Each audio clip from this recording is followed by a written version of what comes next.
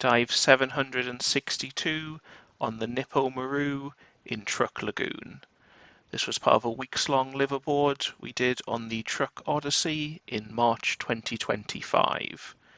This was the first dive we did on this wreck and was a short dive as we went down to 47 meters to penetrate into the engine room.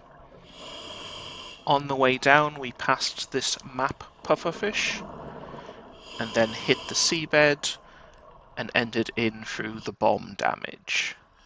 Here you can see a circle of metal which has fallen off the wreck, and here we are inside the wreck itself, moving over these pipes.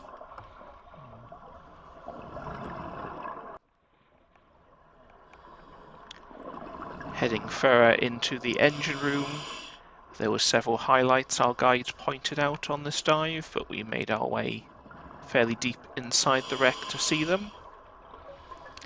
The first of which was this electrical panel here. You can still see the switches there, and as we pan up you have these warning light indicators where the glass is still in place.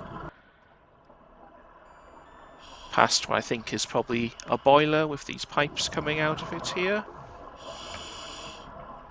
And making our way past some of the engine machinery you can just see highlighted there in the background.